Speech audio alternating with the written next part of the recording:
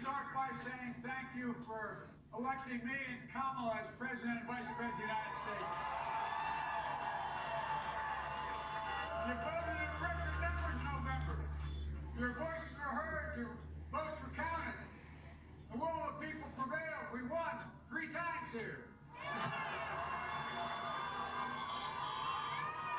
It's 3 count, you know what I mean? I think you should count it as 3 states. Won 3 times. And now, we need you to vote again in record numbers. To make your voices heard again and again, to change Georgia, to change America again.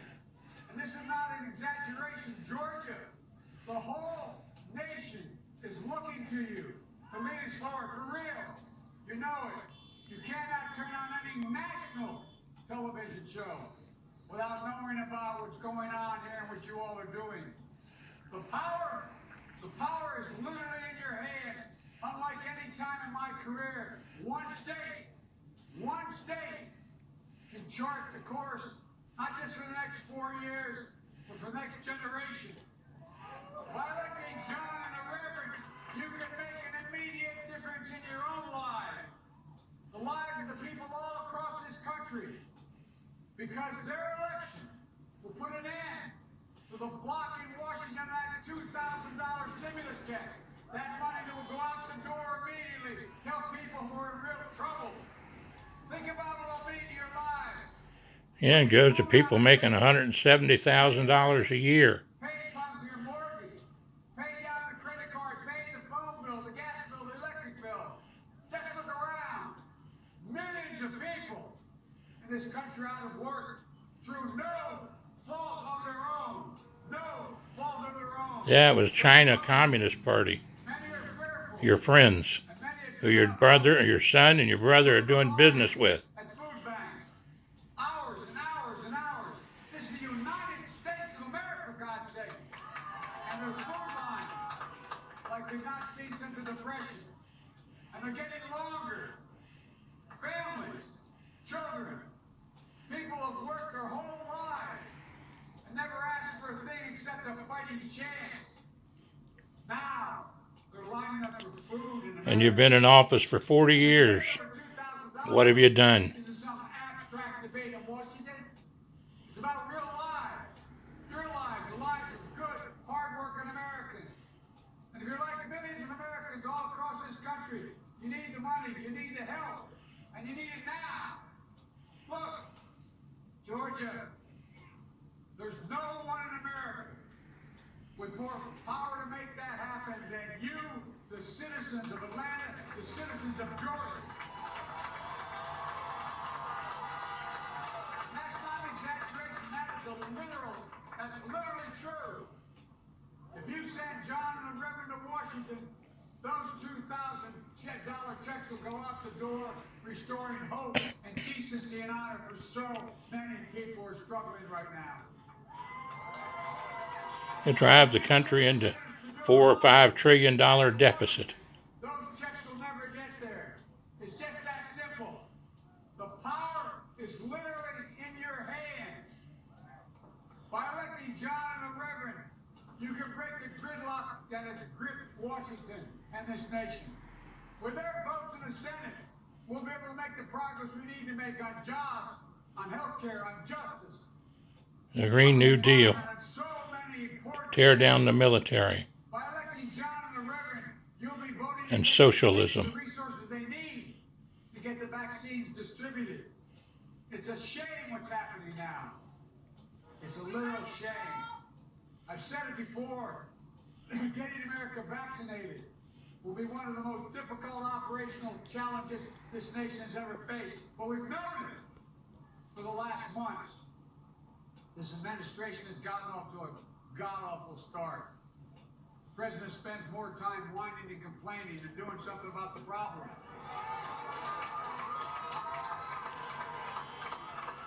I don't know why he still wants the job. He doesn't want to do the work.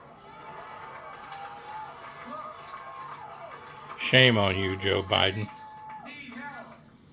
There's a reason why the Constitution said the federal government could have a deficit spending in times of crisis. and states have to balance their budgets. For this very thing. It's the whole idea. Your states have to balance your budgets. So what's happening? You're going to see more and more people laid off, more firefighters, police officers, school teachers, first responders. Yeah, you want to defund them. We need badly now. The states need more money to do the job. They need the federal New York, government California, and Illinois. All right, keeping an eye on all of the folks who are on the ground, including the president-elect, Joe Biden, in Atlanta today, as we take a look at the Senate races going on beginning tomorrow. So what do we know about what we're going to be watching for in Georgia as we look across the state in all of this? Bill Hemmer's joining me now with a look at county by county and what we should Show the size of the crowd there, or the lack of a crowd. People sitting in their cars. Martha, this is the map for David Perdue and John Ossoff on the 3rd of November. You see this right here, Martha? This 49.7, that is a critical number in the state of Georgia. State law says you need 50% plus one vote to avoid a runoff. David Perdue missed it by 0.3 of a point back on November 3rd, and hence the round two, I guess you could call it now, for Perdue and Ossoff tomorrow. But a few things we watch tomorrow night about the difference in the vote. David Perdue first was elected to the Senate 6 years ago in 2014. See this number up here in the corner? Watching that very closely throughout the evening to find out how the state has changed. I'll give you a few examples here, okay? This is Chattooga County up here. You see where Perdue did well? That was an increase of almost 13% since the first time he ran 6 years prior. So the rural part of Atlanta is changing, Georgia rather, is changing so much. Just come down here in the Southwest, another county, a rural area, not a ton of votes down there, but again, you see Republican plus 10 going back to 2014. That is a significant increase. The problem for Republicans comes That's right, here Zach. in the metro area. Come on up and you can straighten them out, boy. Democrats That's it. Where they were in Gwinnett County 6 years ago. They're up 13 points. Up here in a Republican county, Forsyth County, they're up more than 12 points. Over here in Cobb County, which gets a lot of attention in northwestern Atlanta, they're up 11.5 points. And this is the reason why you have such a close and competitive contest here in Georgia at the presidential level and now at the two Senate levels. What I will show you here quickly, if I can, this is the 9 counties that are included within the metro area of Atlanta. In those 9 counties, you have 43% of registered voters in the state.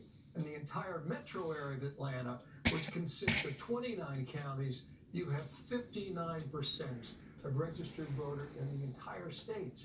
So when Democrats start to move more into the area of Atlanta, Georgia, they're picking up these votes, and that explains why we are here in the first week of January waiting to see who wins these races. So we're watching that for tomorrow night. The difference in the last time out, it will be a significant marker for us to try and track this and try and understand how people are breaking this time.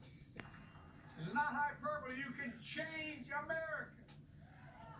So if you haven't voted, vote. If you already voted, I'm asking you one more day of making calls and safely knocking on doors. Go to iwillvote.com/GA to find your polling location. Just like you did in November. Vote, vote, vote. In America, as our opposition friends are finding out, all power flows from the people. From the people. That's our history. That's our law. That's our tradition. That's our Constitution. That's our democracy. Politicians cannot assert, take, or seize power. Power is given, granted by the American people alone. And make sure your voice is heard. Do it for yourselves. Do it for your family. Do it for your children. Do it for your state, your country. What about you, Joe? 40 years in government. Think of all those who've given up so much to secure that right. Do it for the country you love, because I know you love this country. And the future You want to build for everyone in this country. What about Hunter All those around the world and the China who virus aspire like us and the Russian payoffs? free and the democratic people who look to us. I've been in over almost 100 countries.